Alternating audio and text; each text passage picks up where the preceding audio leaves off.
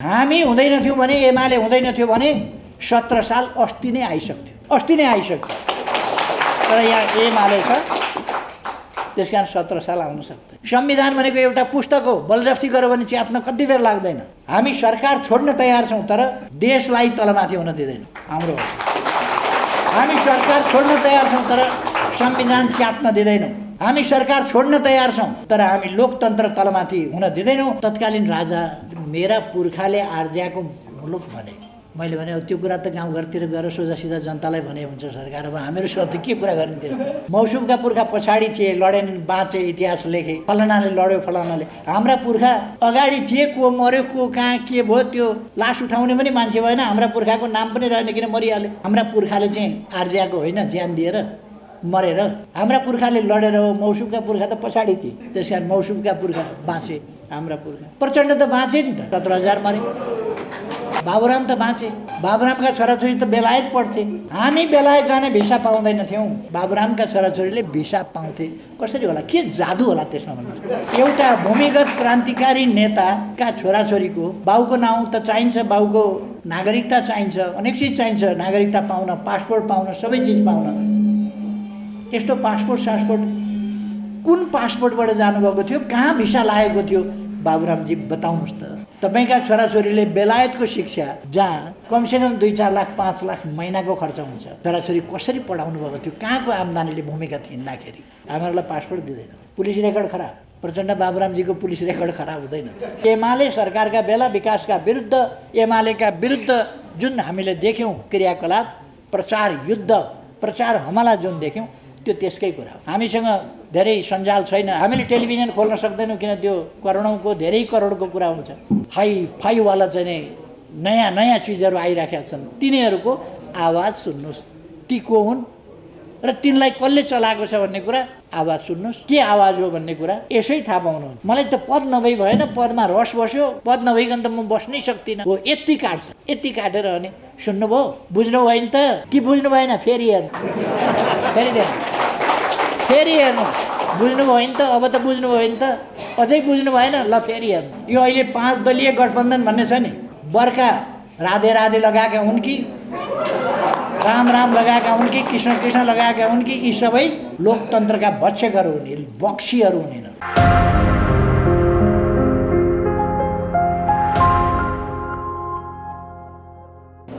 यस देउसी भैलो शुभकामना आदान प्रदान कार्यक्रममा सरिक हुनुभएका कर्णाली सम्पर्क मञ्च, सम्पर्क कमिटी, सम्पर्क मञ्च र त्योसँग सम्बद्ध सम्पूर्ण साथीहरू र अरू तमाम साथीहरू, आज व्यस्तताका बिचमै यहाँहरूका बिचमा आउने मौका मिल्यो। यहाँहरूसँग फेरि परिचय नवीकरण गर्ने, अरू धेरै नयाँ साथीहरूसँग र कर्णालीका प्रतिभाहरूसँग पनि देखभेट हुने, अलिकति जान पहिचान हुने मौका मिल्यो र खुसी लाग्यो। कर्णालीमा आफ्नो कला, आफ्नो संस्कृति, त्यसलाई धान्ने उत्कृष्ट कलाकारहरू पनि छन्, गायनमा, नृत्यमा, सबैतिर। र आफ्नो परम्परागत गायन, नृत्य, वाद्यवादन, त्यसलाई जीवित पनि राखेका छन् साथीहरूले। खुसी लाग्यो, म धन्यवाद भन्न चाहन्छु। हामी तिहारको सन्दर्भमा नै यहाँ देउसी भैलो कार्यक्रम र शुभकामना आदान प्रदान कार्यक्रममा उपस्थित भएका छौँ। यति बेला म यहाँहरू सबैमा, यहाँहरू मार्फत सम्पूर्ण यहाँहरूका घर परिवार, आफन्त, सबै साथीहरूमा र कर्णालीवासी दिदीबहिनी दाजुभाइहरूमा सबैमा तिहारको शुभकामना भन्न चाहन्छु। र यस विशेषतः शुभकामना आदान प्रदान कार्यक्रम, देउसी भैलो कार्यक्रम मार्फत पनि म यहाँहरूलाई शुभकामना भन्न चाहन्छु। सबैमा धेरै धेरै शुभकामना।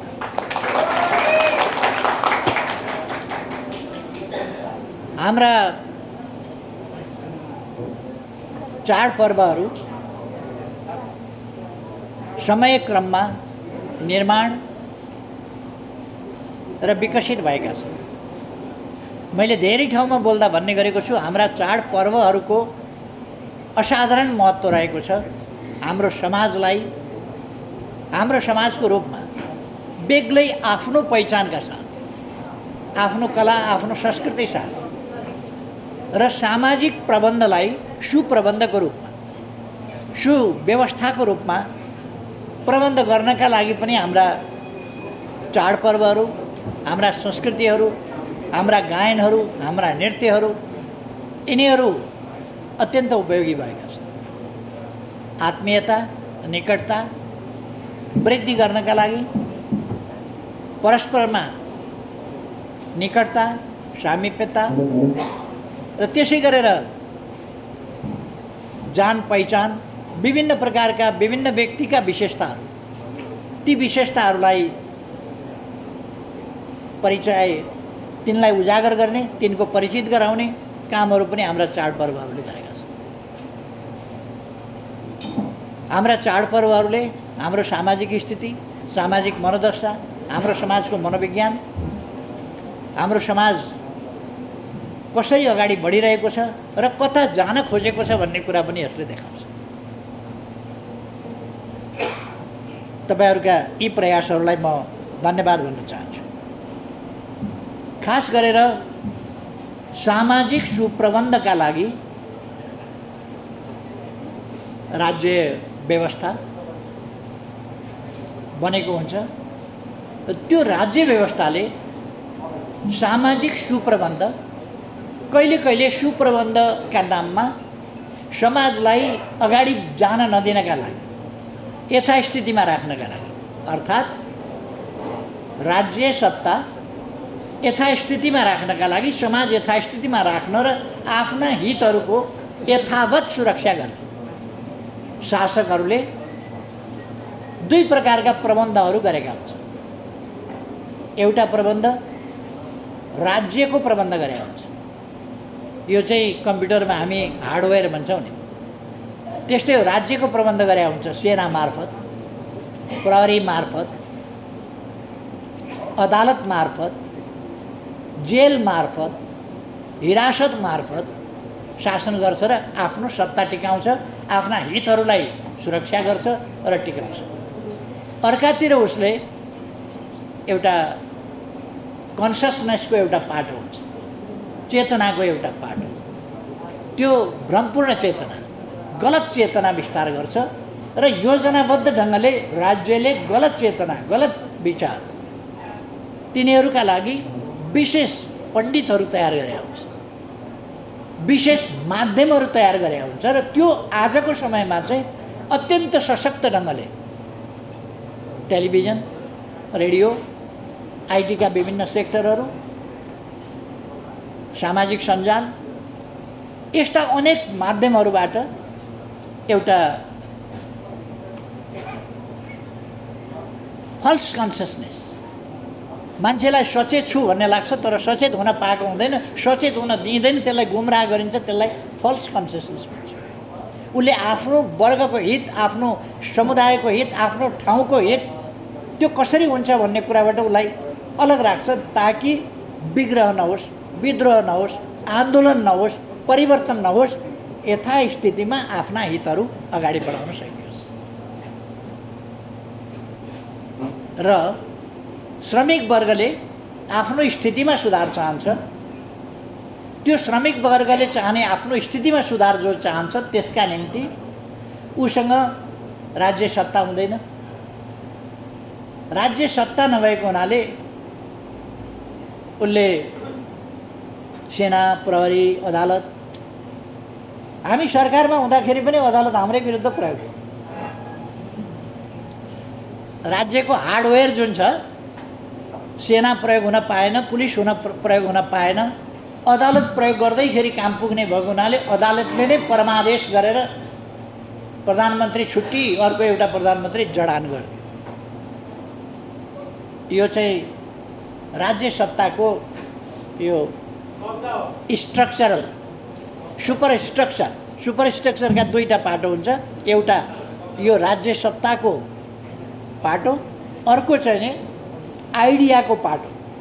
यसभित्र, आइडियाभित्र धर्म, संस्कृति, कानुन, नियम, संविधान आदि बनाएर त्यसमार्फत कन्ट्रोल गर्ने, त्यसमार्फत कन्ट्रोल गर्न सोझै कानुनको मात्रै हिसाबले पनि हुँदैन, सेना प्रहरीको हिसाबले, अदालतको हिसाबले मात्रै, हिरासतको हिसाबले मात्रै ठुलो समुदायलाई सधैँ कन्ट्रोल गरिरहन सकिँदैन। किनभने प्रतिक्रियावादी शासकहरूको सङ्ख्या सानो हुन्छ र आम श्रमजीवी जनता जो परिवर्तन चाहन्छन् तिनको सङ्ख्या ठुलो हुन्छ। त्यसलाई सीमित गर्नका लागि, त्यसलाई नियन्त्रण गर्नका लागि, उनीहरूमा विद्रोहको चेत नआओस् भन्नका लागि, अथवा सही चेत र रियल कन्सियसनेस त्यो चाहिँ आउन नपाओस् भनेर उनीहरूले एउटा फल्स कन्सियसनेस, त्यो चाहिँ भ्रम फिजाउँछन्। ठिक मान्छेहरूका विरुद्ध तिनलाई बदनाम गर्ने, अपमान गर्ने, ठिक सरकारका विरुद्ध त्यसको विरुद्ध खनिएर लाग्ने, त्यस खालका कुरा हुन्छन्। एमाले सरकारका बेला विकासका विरुद्ध, एमालेका विरुद्ध जुन हामीले देख्यौँ क्रियाकलाप, प्रचार युद्ध, प्रचार हमला जुन देख्यौँ, त्यो त्यसकै कुरा हो। त्यसलाई हामीले कसरी चिर्ने त भन्दा, तपाईँहरूलाई मैले अघि धन्यवाद भने, तपाईँहरूका कला मार्फत, तपाईँहरूका स्थानीय कला मार्फत तपाईँहरूले चेतनाका कुराहरू, फल्स कन्सियसनेस, गलत चेत, दिग्भ्रमित पार्ने, भ्रम फिजाउने, त्यो भ्रम फिजाउने कुराका विरुद्ध हामीले सही चेतना विस्तार गर्ने, सही चेतना फैलाउने काम गर्न सक्छौँ यस्ता सांस्कृतिक कार्यक्रमहरू मार्फत, जो तपाईँहरू गरिरहनु भएको छ। अब हामीले पुरानो मात्रै कुरा होइन, पुराना मात्रै कुरालाई लिएर होइन, यथास्थितिवादलाई नै सहयोग पुर्याउने खालका कुरा होइन, यथास्थितिवादबाट अगाडि बढ्ने खालका तरिकाहरू, कुराहरू, त्यसलाई आकर्षक ढङ्गले गीतको माध्यमबाट, अरू विभिन्न माध्यमहरूबाट हामीले चेतना फैलाउन सक्छौँ र त्यो चाहिँ अत्यन्त प्रभावकारी हुन सक्दछ। हामीसँग धेरै सञ्जाल छैन, हामीले टेलिभिजन खोल्न सक्दैनौँ, किन त्यो करोडौँको, धेरै करोडको कुरा हुन्छ, महिनै पछि कति करोड खर्च हुन्छ, कहाँबाट गर्ने? हामी त्यो गर्न सक्दैनौँ। विचार धेरै गर्नुपर्ने हुन्छ हामीले। तपाईँहरूले यहाँ दक्षिणा सक्षिणा अलिक दिनुभयो, दिउँ लाग्यो, तर कहाँ दिने कहाँ नदिने।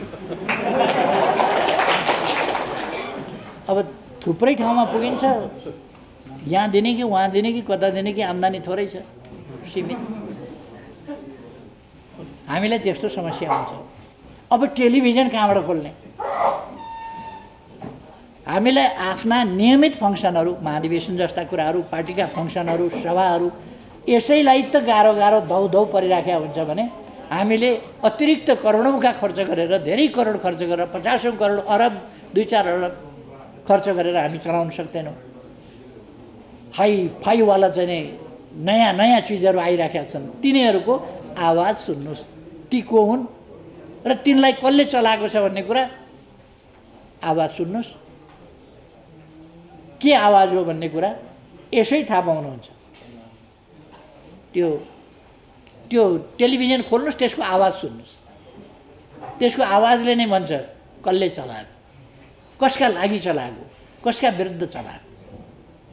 तसर्थ त्यसले त्यही फल्स कन्सियसनेसका लागि कोसिस गरिराखेको हुन्छ, जनता अल्मल्याउन, भ्रम पार्न, झुट फैलाउन कोसिस गरिराखेको हुन्छ।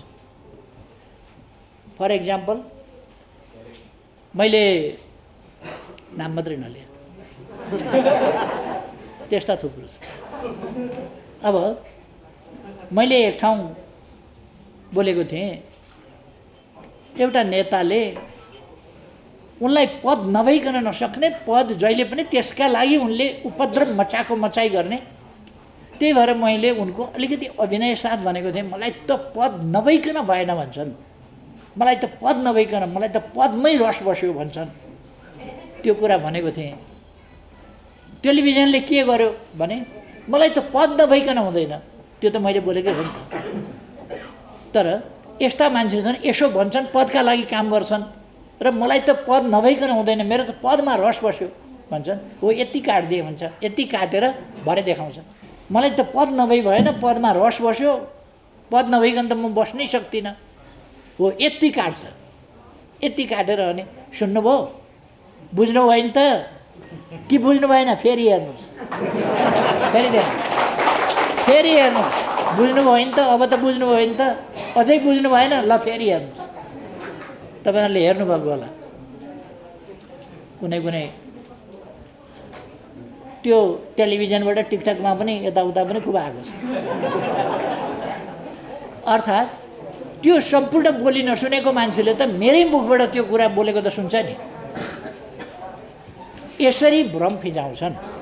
हामीले आफ्ना कला साहित्य संस्कृति हाम्रा प्रचार माध्यम हाम्रा फेसबुक हाम्रा स्ट्याटस मार्फत हामीले यत्रो योजनाबद्ध अन्तर्राष्ट्रिय शक्तिको हमलालाई चिरेर जनतालाई सचेत सङ्गठित गर्नु छ र आन्दोलित गर्नु छ र देशलाई रखबारी गर्नु छ, अगाडि बढाउनु छ।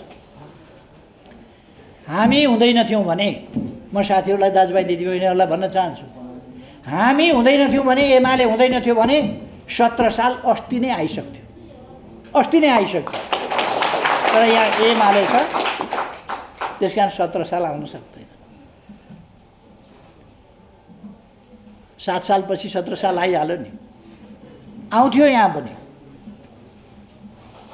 संविधान भनेको एउटा पुस्तक हो, बलजफ्ती गर्यो भने च्यात्न कति बेर लाग्दैन। तर जनता सचेत छ भने सचेत जनताको मनोबल च्यात्न सकिँदैन, सचेत जनताको अठोट च्यात्न सकिँदैन। त्यसै कारण प्रतिक्रियावादी शक्तिहरू चुप लागेर बसिरहेछन्। यस्ता परमादेश प्रतिगामी परमादेशहरू अनेक आउन सक्छन्, तर हामी सरकार छोड्न तयार छौँ, तर देशलाई तलमाथि हुन दिँदैनौँ। हाम्रो हामी सरकार छोड्न तयार छौँ, तर संविधान च्यात्न दिँदैनौँ। हामी सरकार छोड्न तयार छौँ, तर हामी लोकतन्त्र तलमाथि हुन दिँदैनौँ, लोकतन्त्र छोड्न तयार छैनौँ। हामीले 7 दशकभन्दा बढी समय सङ्घर्ष गरेर ल्याएको लोकतन्त्र हो, बलिदान दिएर ल्याएको लोकतन्त्र हो। त्यसकारण हामी छोड्न सक्दैनौँ। यो अठोटमा छ। नेकपा एमाले यो अठोटमा भएको हुनाले नै लोकतन्त्र जीवित छ। होइन भने यो अहिले 5 दलीय गठबन्धन भन्ने छ नि, बर्खा राधे राधे लगाएका हुन् कि राम राम लगाएका हुन् कि कृष्ण कृष्ण लगाएका हुन् कि यी सबै लोकतन्त्रका भक्षकहरू हुन्, बक्सीहरू हुन्। यिनीहरू लोकतन्त्रका मूल्य मान्यता होइन, यिनीहरूलाई सत्ता चाहिएको छ, स्वार्थ पुरा गर्नु छ, देश होइन। तसर्थ यस्तो बेलामा हामीले हाम्रा संस्कृति मार्फत, हाम्रो साहित्य मार्फत, हाम्रा कविता मार्फत, हाम्रा देउडा मार्फत, हाम्रा हुड्का मार्फत यी चिजहरूको कमीलाई पुरा गर्ने। र आज त हामीसँग हरेकसँग मोबाइल छ, हामी स्ट्याटस कसैले गलत कुरा लेख्यो भने त्यसको तल कमेन्ट भरमार कमेन्टले त्यसलाई धुलो झर्ने गरी त्यसको चाहिँ फेरिदेखि कमेन्ट त्यस्तो टिप्पणीहरू नगर्ने गरी त्यसको सातो लिन सक्छ।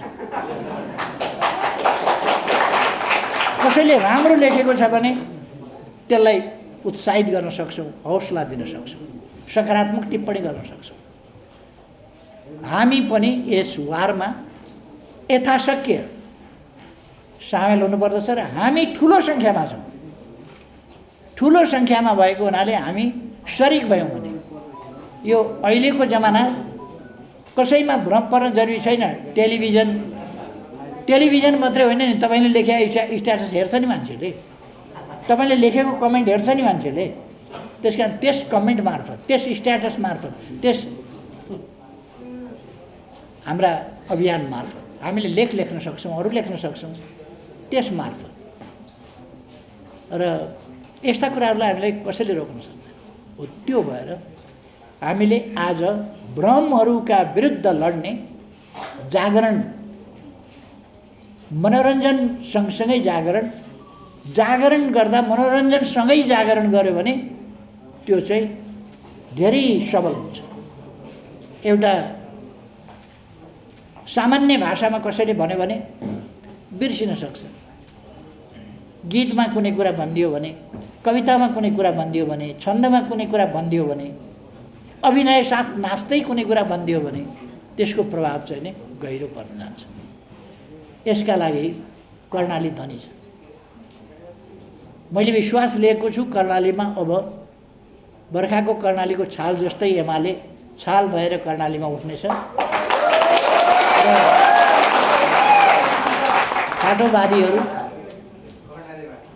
फाटोवादीहरू पदलोलुपहरू त्यस्ता पदका पछाडि कुद्नेहरू र प्रतिक्रियावादीका खेलौना भएर कठपुतली भएर जसरी प्रतिक्रियावादीले नचाउँछन् त्यसरी नाचेर अरूको दानामा अरूका हितका निम्ति काम गर्नेहरूलाई हामीले परास्त गर्न सक्नुपर्छ। देशका हितका निम्ति हाम्रा पुर्खाले ठुलो बलिदान दिएर देश निर्माण गरेका छन् र अगाडि बढाएका छन्। एकपल्ट दरबारमा कुरा हुँदा तत्कालीन राजा मेरा पुर्खाले आर्ज्याको मुलुक भने। मैले भने अब त्यो कुरा त गाउँघरतिर गएर सोझासिधा जनतालाई भने हुन्छ सरकार, अब हामीहरूसँग त के कुरा गर्ने त्यसमा। मौसुमका पुर्खा पछाडि थिए, लडेन, बाँचे, इतिहास लेखे, फलानाले लड्यो, फलानाले। हाम्रा पुर्खा अगाडि थिए, को मर्यो, को कहाँ के भयो त्यो लास उठाउने पनि मान्छे भएन, हाम्रा पुर्खाको नाम पनि रहेन किन मरिहाले। अगाडिको पङ्क्तिमा थिए। ती लडेर मर्नेले चाहिँ जितेनन् होला र त्यो लडाइँ गरेनन् होला र हाम्रा पुर्खाले चाहिँ आर्ज्याको होइन ज्यान दिएर मरेर। हाम्रा पुर्खाले लडेर हो, मौसुमका पुर्खा त पछाडि थिए, त्यस कारण मौसुमका पुर्खा बाँचे। हाम्रा पुर्खा प्रचण्ड त बाँचे नि त, 17,000 मरे।